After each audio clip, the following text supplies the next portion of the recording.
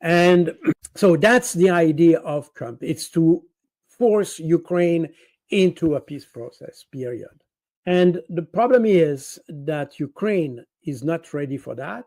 Obviously, Zelensky, for many reasons that probably have some domestic reasons. I'm not sure that if he engaged into negotiations with Russia, that his ultra-nationalist supporters would accept that. And on many occasions, people have said, including what he has been threatened with in May 2019 by Dmitry Yarosh. He was said, if you negotiate with Russia, I will kill you. So that was very clear. So, and that was in the press, that was in the media, that was totally openly said. And we see that Zelensky has some pressure from these groups.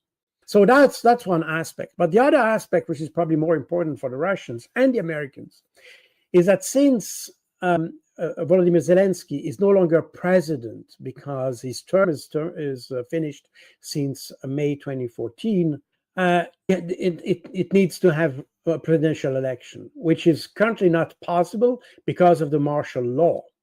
And in theory, the head of the Ukrainian state at this stage should be the head of the president of the Ukrainian parliament, which is the Verkhovna Rada.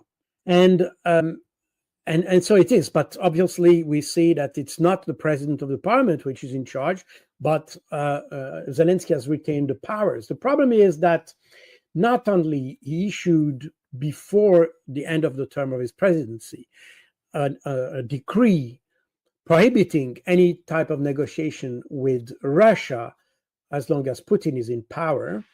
Today, he's not only he's no longer president, but he has not even the power to abrogate the decree he issued as he was president, because he's no longer entitled to take that decision.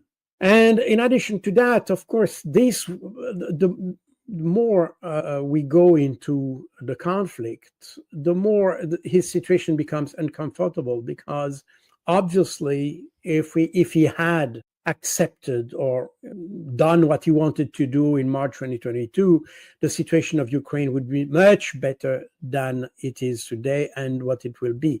Therefore, we see that every passing day shows a deterioration of the situation of Ukraine, not just the Ukrainian army, but the country at large.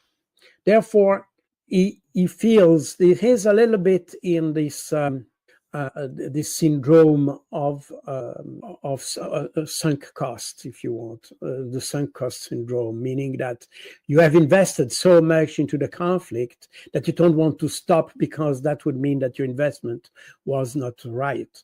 And there is this kind of syndrome as well. And that's probably the reason why he's so reluctant to discuss.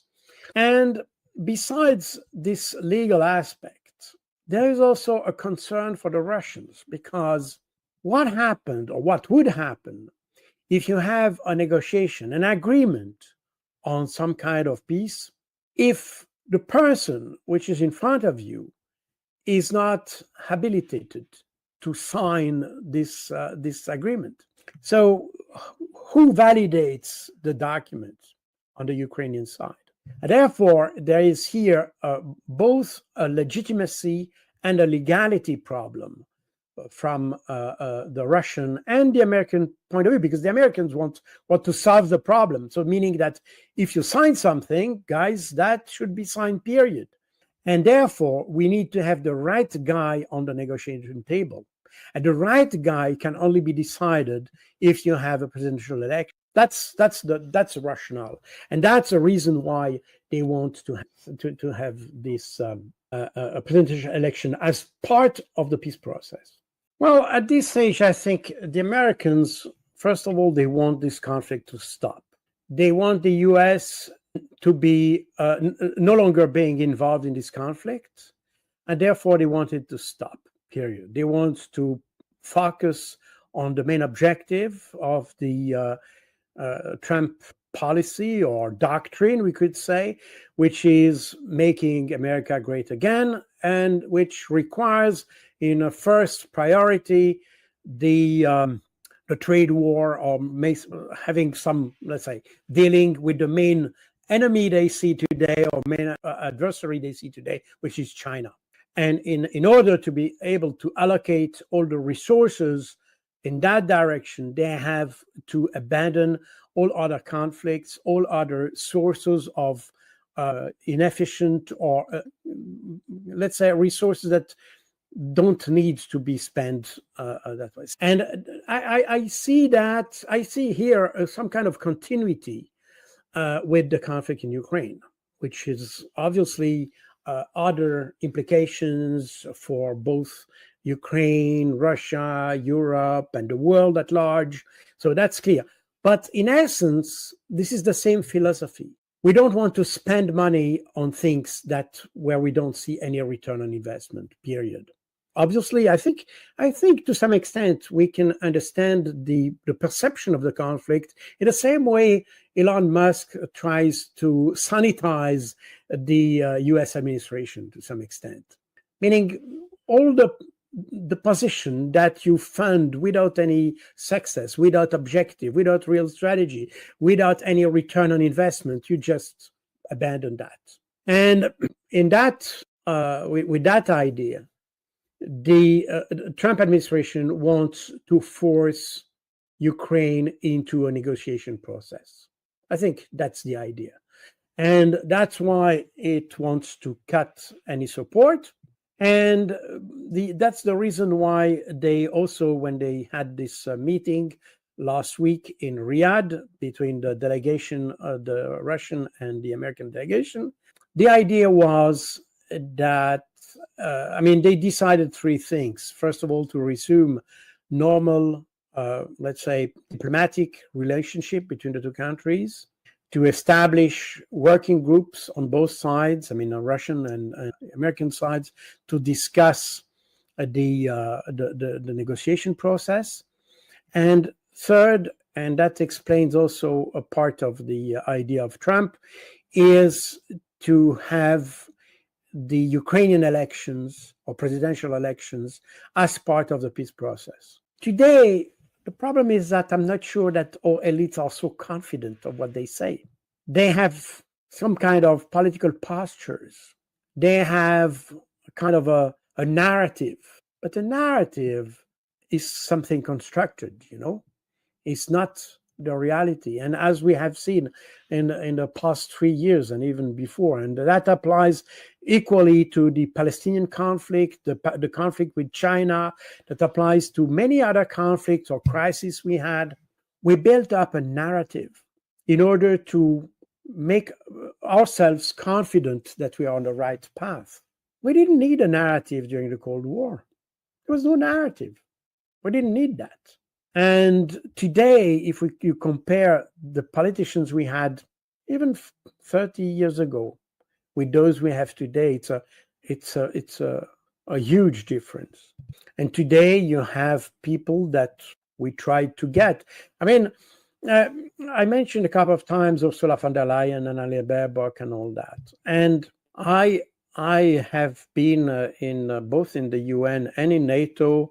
I have been the originator of several directives to better include women into a decision process for peacekeeping and peace operations and all that. But I insisted on that.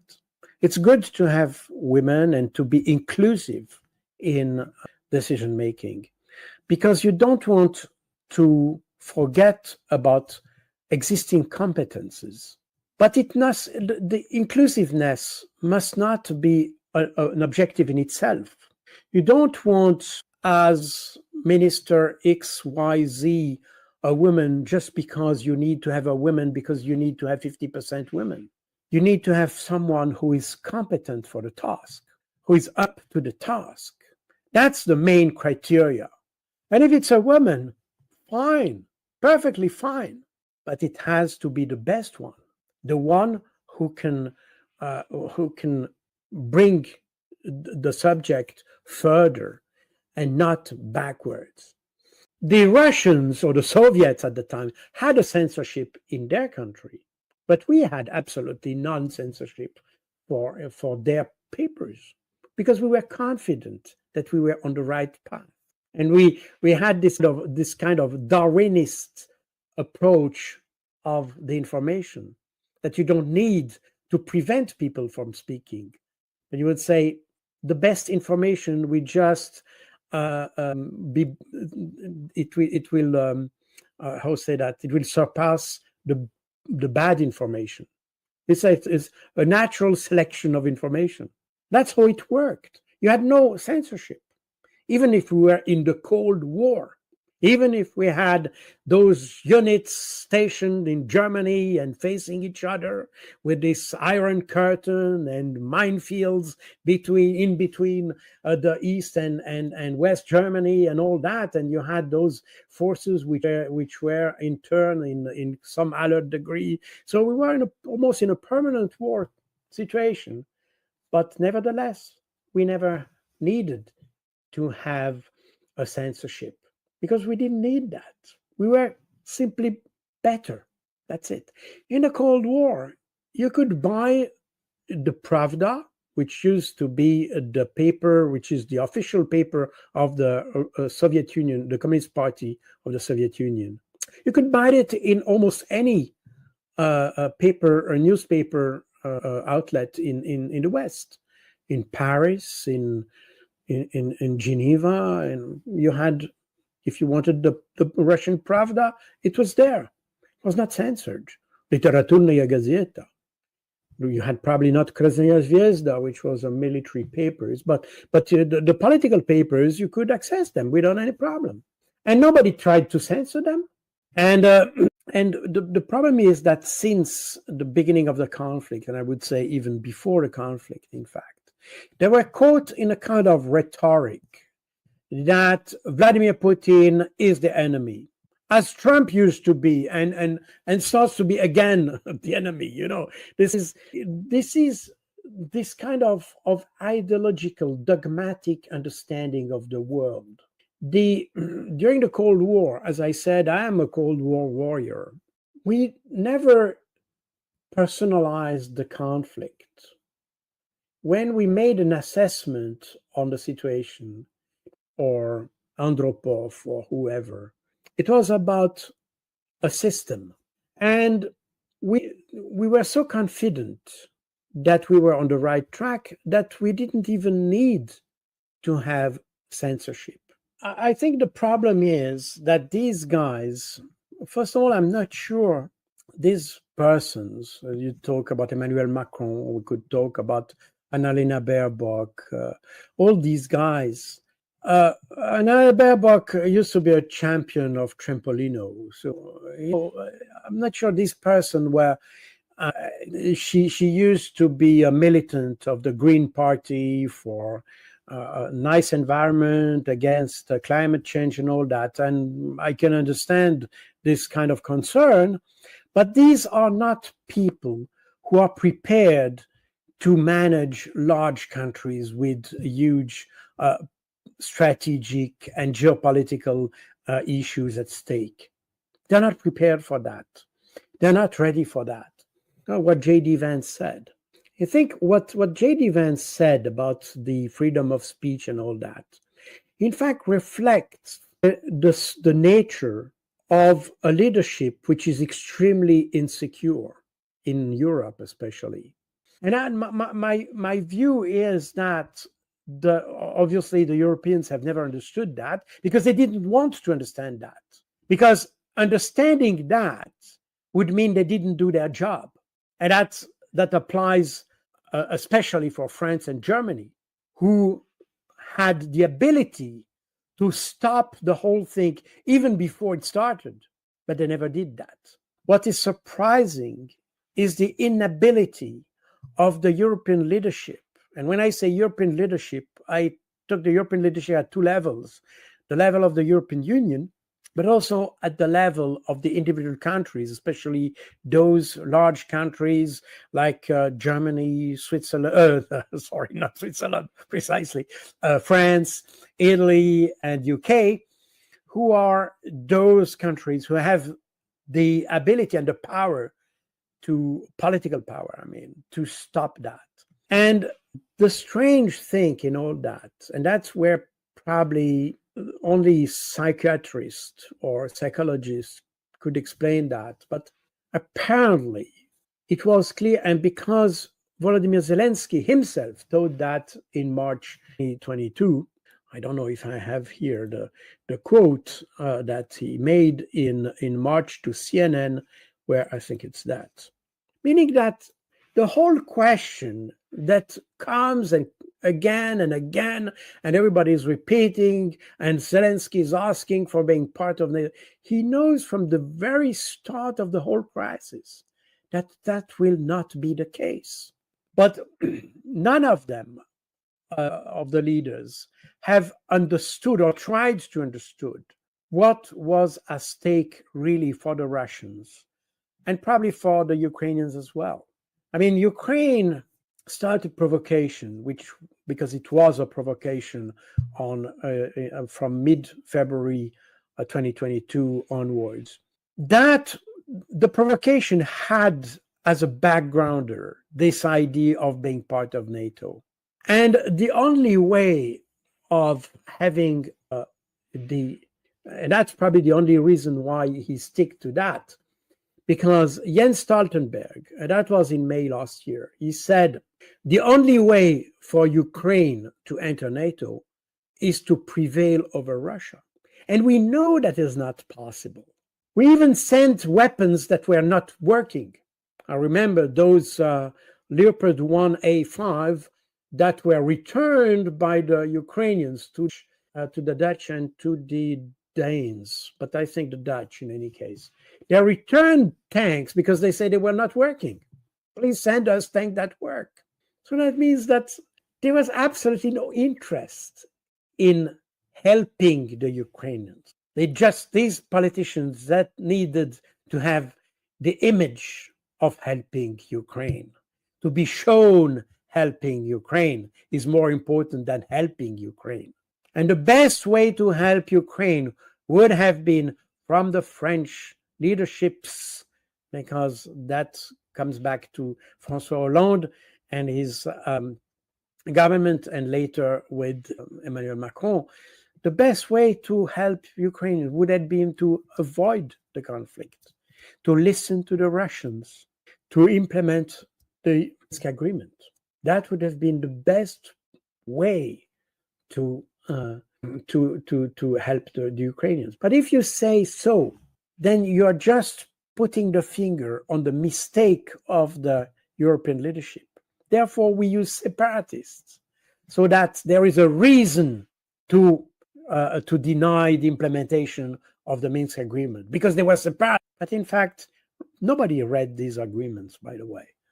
But if you read them, you will see it's about the autonomy, and not even the autonomy of the Republic of Donbass, but the autonomy of certain region within the Oblast of Lugansk and Donetsk, certain region in the Oblast of Lugansk and Donetsk.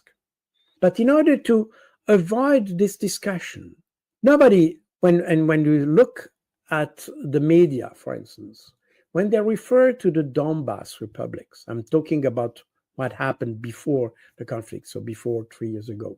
They always talked about separatists. But in fact, if you read the Minsk agreement, which was exactly what Russia advocated, in the Minsk agreement, the Minsk agreement was not about to separate the republics from Ukraine.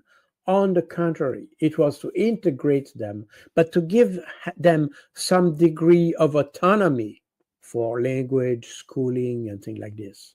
So they were best described as autonomous. So, meaning these agreements, especially Minsk II, because it's eventually the one that remained, this was definitely in favor of Ukraine. The reason why they intervened was not to stop NATO. And if it were that, and many observers or commentators, even those who are pro-Russian, say that, but that would be illegal. Remember that Vladimir Putin is a lawyer. He understands the law perfectly. So he certainly didn't attack simply because of the expansion of NATO. Even if the expansion of NATO was probably a backgrounder for the whole problem. So that's for sure. But it's not the reason why this operation started exactly 3 years ago. And that's, I think it's important to say, because that also explains why Donald Trump just recently said or suggested that Ukraine started the conflict. A lot of people said, no, it's not true. Yes, he did say that. But he referred to that situation where Ukraine, in fact, created all the conditions to make Russia to intervene in Ukraine.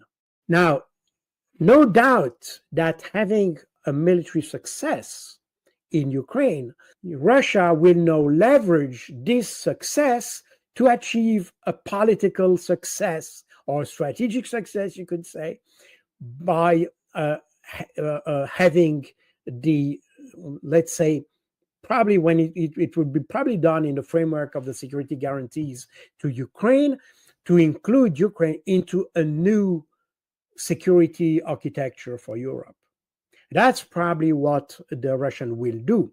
And obviously, Ukraine didn't attack Russia, but it wanted to attack Russians. I mean, ethnic Russians.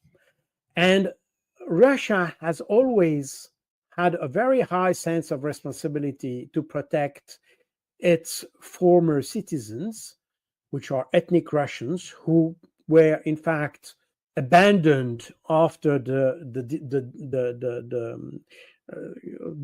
dismantling of the Soviet Union. That's exactly what happened in Georgia. Exactly the same mechanism, and for that reason, the Russians have this sense of duty of protecting those citizens who are in a disadvantageous situation because they are minorities, big or large minority. We can discuss that, but in any case, that's the whole that's the mindset, if you want, and that's the reason why Russia intervened. Now, the problem is that Trump definitely wants to stop that because he considers the conflict as a black hole, and he doesn't want to spend more money on that. The problem is that the Europeans don't see the problem like this. And we have seen since last week, the reaction of the Europeans, especially the European Union with Ursula von der Leyen and Kaja Kallas, the so-called Minister of Exterior, I mean, the person in charge of the external service action of the European Union. And of course, from Great Britain with Keir Starmer and Emmanuel Macron, mainly in France. And that's where the thing starts to be weird, because even if UK and France are able to deploy 30,000 troops in Ukraine, we don't see exactly what would be the impact of this force. And we don't see clearly if this force would be able to reverse the trend of the battle. Meaning, since the beginning, we have a constant progress of Russian forces. There have been ups and downs, and it has been slowed down and acceleration sometimes, but by and large, we have a standing advance of Russian forces. How do we figure out 30,000 people will reverse that course of the war? We don't see that, and they started to oppose vehemently to the initiative of the Trump administration. And of course, the problem is that they want to have, in fact, they want to continue the war. And they try to find solutions, not an alternative to the proposal of Trump, but an alternative to the whole process of peace. In fact, they want to have this conflict continue.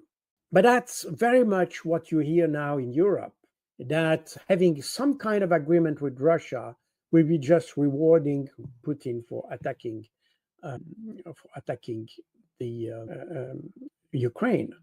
And of course, in the West, dealing with Russia is considered as rewarding the attackers. That's the whole thing. And I remember very well the Swiss ambassador to Kiev up to last year was a very good friend of mine.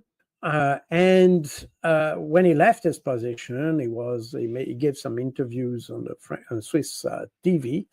And he said, well, if we make peace, that's being rewarding Russia for attacking Ukraine.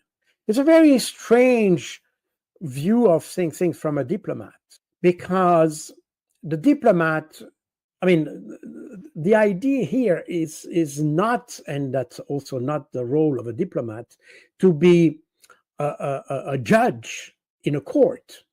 He's not here to say it was right, it was not, and things like this and that. The purpose is to try to solve the problem as it is, not as it would be, not as we expect it to be or what we perceive it to be, but to solve the problem as it is. The problem is, and nobody wants to acknowledge that either, is that those who went into power in 2014 were right-wing extremists. And what they were aiming at was to have a Ukraine pure, with a pure race. That reminds the wording of some others, mustache people. But that was the idea. And that's the reason why, when people say, and I read that in a report from the Swiss intelligence service, by the way, that was published recently, and they said Vladimir Putin doesn't even recognize Ukraine as a country. That's totally wrong. And I think it's very important to understand all these aspects that none of our media has reflected, because precisely reflecting that would precisely give legitimacy and a rationale to this military operation that started exactly 3 years ago. That's based on an article that was published by Vladimir Putin on the 12th of July, 2021, where he says that there is no reason to make a difference between ethnic Russians and ethnic Ukrainians in Ukraine. That was interpreted in the West as saying, well, all Ukraine is Russian. But that's exactly the opposite that Putin was saying, well, we have a common history.